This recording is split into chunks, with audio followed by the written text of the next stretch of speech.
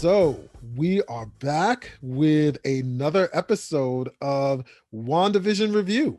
Exactly. Today was a blessing because if today went how the past 2 weeks went, I would have been leading the folks with the folks with the pitchforks and the fire outside of the writers of WandaVision's homes. Yeah, yes, I agree. This was the episode that they really had to explain what was going on because it was just too much. Like, Like you wasting my time, man. What the fuck's going on with all this exactly. shit? You're looking at this like, okay, they better tell me something because right now I do not understand what's going on, and I'm And I used not, to always understand what's the purpose. right, what's right. the Like, what's going why on? am I here? Why am I here? Exactly. What is this? What are we looking at right now? Why am I turning into to Disney Plus watching 50s and 60s and 70s sitcoms? Right. Um this was a very good episode. It finally shed a lot of light on what's going on. And I mean, from your perspective, Mike, because we spoke a little bit about it, you feel like, we have a little bit more insight into what We may be going actually on with Wanda. we actually got whatever phase of Marvel this is, we actually got an origin story. I guess, yeah. Well, yeah. Well, I'm not sure whose origin because a lot of things were going on in this well, episode. we more or less were giving Monica Rambeau's origin story. Right. Okay. Yeah. So, just to take it from the top, we are brought back into this world, and the very first thing we see is Monica Rambeau, but being brought back from the second snap by the Tony, Hulk. no. No, Oh not yeah, Tony you're right. Stark. You're right. Sorry, Right. sorry, Yeah, sorry. it's okay. So we're seeing the Hulk snap bringing. We don't see the Hulk, but the second snap, or that was made. Well, technically, it's the third snap because the second snap destroyed the stones. The third snap was by the Hulk. So I we see have the. a I have a random thought. Like, Mhm. what if somebody snapped and you was like in mid stroke during sex? It'd have been a very awkward snap back. Very awkward snap back. So we see Monica So say the person Rambeau. you was like having sex with is like married now. You just snap back and you're in their bed, but the husband is sleeping on his Yes. stomach. You have a very vivid imagination. Yes. That would be hilarious. So yeah, we basically we see Monica Rambeau materializing as we saw in Civil War. I'm sorry, not Civil War, as we saw in Infinity War and Endgame. And when she comes to, she's in the hospital room that she apparently disappeared from 5 years earlier. And who we find out who was in that bed was Maria Rambeau, who you would have seen in the Captain Marvel movie. As Monica Rambeau's trying to figure out what's going on, she finds out that her mom, that number one, she's been gone for 5 years, and her mother died 3 years ago.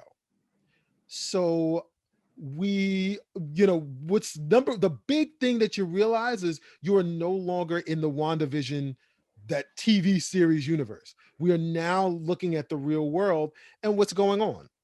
Yeah, and you feel as if everything you are learning now, everything that you are seeing now, it counts. Yes, Whereas in the first two episodes, you're just saying, what's the purpose of all this? What is the meaning of all this? Why am I here? exactly. It just felt like a complete waste of your time.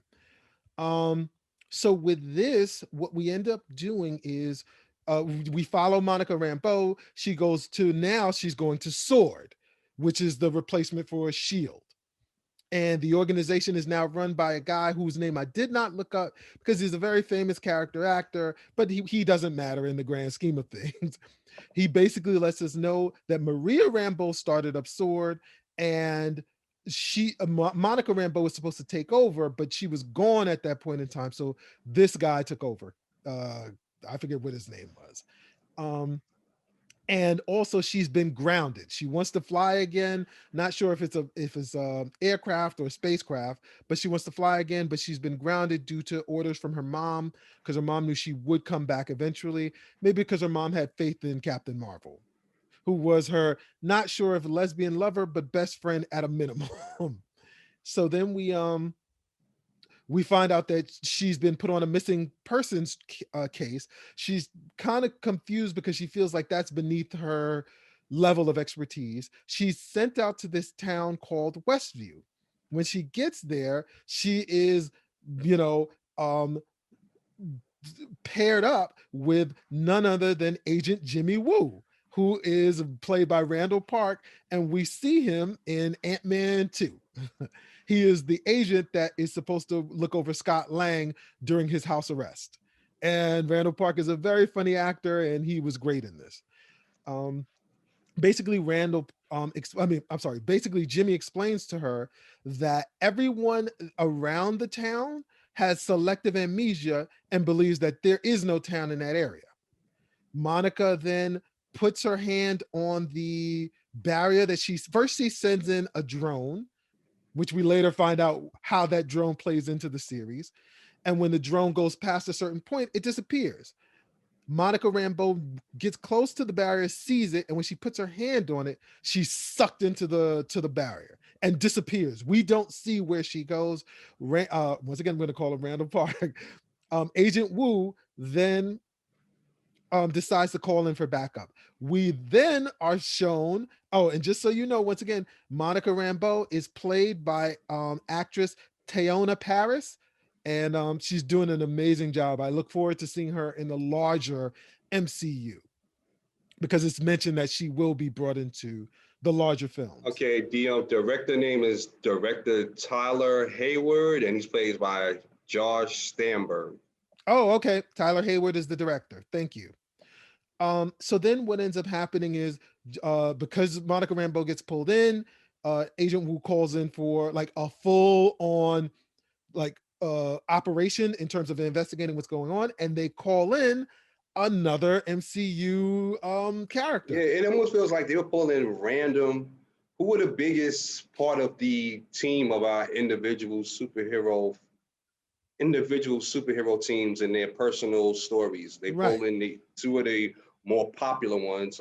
Kat Dennings as Darcy Lewis, who Yes. was a Sci- archaeologist, a no, she was scientist. a scientist of some Yeah, such because she's brought in as a scientist. She was from all of the Thors. She was best friends with Jane Foster, who was played by Natalie Portman, who will reprise her role in Thor: Love and Thunder, and hopefully we will probably see Darcy Lewis in that. um, that being said, oh wait, just to confirm, Darcy Lewis was not in Thor Ragnarok. She was only in the first two. the two Um that didn't count. the first one counted, the second one, yeah. And she immediately recognizes that the energy being emitted from Westview was cosmic energy, which we understand that Wanda was affected by the cosmic cube. And she also realizes that a signal is being broadcast from the town, and we see that it is these television shows. And we also are it's very clear what's going on in terms of the timeline of Marvel, because she immediately says, or I'm not sure if it's, yeah, it is her. She goes, I'm not sure, but Didn't he isn't like he die? dead? Isn't he Didn't like he isn't he isn't he like dead? die? Didn't Right, he didn't he die? die right before the and so I love it. They laid it out. They brought us back into the Marvel universe saying like, hey, listen, this is the time frame. This is what's going on. This is after Endgame. And yes, Vision is dead. So you're like, oh, okay. And so now what they're watching the TV shows to figure out, once again, what's going on inside, what's going on with Wanda. And then lo and behold, they see a new character, Geraldine. But they recognize Geraldine as Monica Rambeau, but she's acting like everyone in the town. So everyone is kind of confused. Like, does she know what's going on? We need to get a message to her. And now cue them sending those messages that we were seeing in the first 3 episodes of Wanda, who's doing this, First example was the beekeeper costume guy coming out of the sewer system, which he and was wearing a hazmat suit yeah, on the other side. It changed into a beekeeper suit when he got past the border. the random helicopters that were actually drones that were being sent in Right. by Sword. It's called, yeah, Sword. yeah, Sword. Mm-hmm. by Sword, and we just start to piece together the puzzles. I mean, everyone that was paying attention, if you weren't fully taken out of the show with the quirky 50s and 70s stuff, you start to realize that she was in some sort of simulation. What we didn't know at the time was she's being forced or was Mhm. it her willingly doing And we found out this? today what was going on. And so now, as we once again, what I like about this is it's showing us what's going on the outside, and also what we did not see in the previous episodes. So now, cut to we get to a point where we now see the exchange between Wanda and Geraldine slash Monica Rambeau. And what we saw in the actual episode was Wanda saying, "Who are you?" You're like, "How did you remember? How did you know about Ultron? Why did you say that?" And then what we then saw was it cut to um Vision outside with them saying, "You better not leave her inside. She's not one of us, whatever." And then when we cut back, Monica Rambeau is gone, and then you see her fly outside of the border. In this episode, they cut back to that conversation, and she goes, "Wait a second. How did you know about Ultron? Why did you say what you said?" And once Mhm. again, you see Monica Rambeau like once again going, Wanda, wait, just," and now you see Wanda say, "You're not supposed to be in here. You're an outsider. You need to get out." And then you see her start to wave her hand in the cosmic rays form. And as Monica Rambeau is saying, "Please don't," Wanda pushes her, like uses her powers, pushes her through two brick walls, and she flies outside of the border. And so now it is clear that Wanda is doing this purposely. It is either it's out of grief, which it clearly is. Well, and then another interesting thing happens after she pushes Monica Rambeau outside of the border. She then turns and she fixes the wall with her cosmic powers, and Vision walks in. But when Vision walks in, we see a dead Vision from Infinity War after um, Thanos pulls the stone out with a crushed forehead and gray skin and white out eyes. You see that Vision run in saying, "Is everything okay?" Wanda's shook, closes her eyes, and when she opens it back up, he looks like Paul Bettany again. And so it is clear that Wanda is doing this out of grief. And you have to figure, after he died, the snap, she went away. That's Five correct. years later, when she snapped and brought back, she still has not had time to openly grieve for the loss of the love of her life. Right. And now we're just experiencing, because who knows what happened after Endgame. Exactly. And so now, there's a greater appreciation for this episode and WandaVision as a whole, because WandaVision is really supposed to be letting us know what is happening in this world. What is going on with the Avengers? What is going on with Wanda? What is going on with Sword? Like all the things we need to know to lead us into the next film. Exactly. So I have to give this episode 4 water coolers because I it was mean, it's like you said earlier, it ain't that hard to be. very true.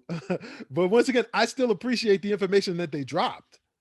I feel like, I I feel appreciate it. I feel that they miscalculated. I don't think we needed 2 episodes to take place in that weird 50s, 60s, 70s It was sitcomish. it was three. It was it, three.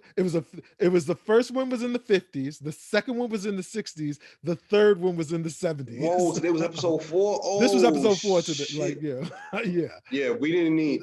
I think you could have got the first 3 episodes all done in like an hour premiere. Well, that's what they did. When they sent the screeners out to critics, they sent the first 3 as one group setting.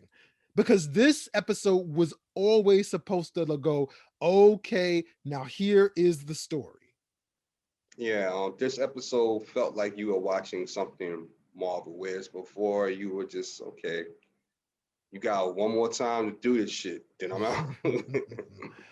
So yeah, I mean, I guess now what's so cool about it is the question is now what happens from this point on? What is the plan? Are they like, because now Monica Rambeau is out, she's done recon, she has a little bit more information of what's going on inside, but what is the plan? is the plan, like, because they said there were like 3,000 people in that town. And so And how Wanda's doing and this to all of them. yeah, and where did she get and why did she pick this town? Right. And So go where ahead. did she get these people from? Yeah, I mean, I'm really, really excited to see where we're going from this point. Because once again, I mean, she may not be the active villain, but she still is the villain. She is the one that has kept, like, are holding these people of the town hostage, and they The, have to save them from her. the biggest question I have going forward is what Avenger is going to show up? That's a good question. Honestly did not assume an Avenger was going to show up. What event it has to be an a Avenger that has to show up. It can't In be order, Black Widow because she's dead. It can't be Black Widow. maybe Captain Marvel. Yeah, I guess. She's But the she had one. no relationship with Captain Marvel. No, but she has one with Monica. Geraldine, she threw Geraldine out. She doesn't know Geraldine. Captain Marvel does know Geraldine. No, but once again, I'm saying the only way they're gonna reach Wanda is through someone Wanda knows. Captain Marvel, Wanda doesn't know Captain Marvel. And like, yes, I'm assuming after they defeated Thanos, they had some sort of conversation, whether they were at Tony Stark's funeral. like, I'm hey, thinking I'm about a sorry. I'm I'm sorry. thinking I'm thinking in regards to a person that's going to be able to stand in there against her if speaking about it doesn't resolve the issue. I don't honestly, because she's an Avenger, I don't think they're gonna go the route of brute force. I really think they're No, gonna try to appeal. I don't think brute force, but if we can't resolve our issues verbally, Hmm. then the next step is combat. And Yeah. you're not gonna call Hawkeye or Falcon or the Winter Soldier. You can't call Tony Starks. Who else you gonna call? Or I'd be Dead Arm Hulk. but the only reason I don't see Captain Marvel coming in is because Captain Marvel kind of made it clear that she is more concerned with protecting other species of the galaxy and not so much stuff that was going I'm on just Earth. making the Captain Marvel connection because of Monica. Yeah, Monica has a relationship with Captain Marvel.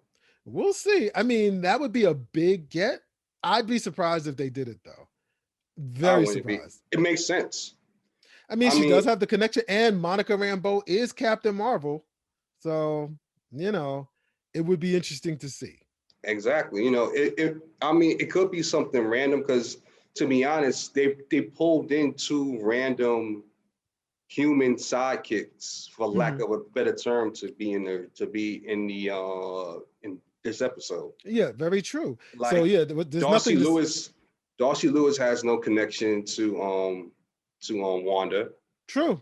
But Darcy Lewis understands the powers of Darcy Lewis understands the powers of the Infinity Stones because she's come in contact with one before. Well, and how about the FBI agent? He doesn't have any connections. His connection was Ant-Man, and Ant-Man doesn't have any connection to Wanda.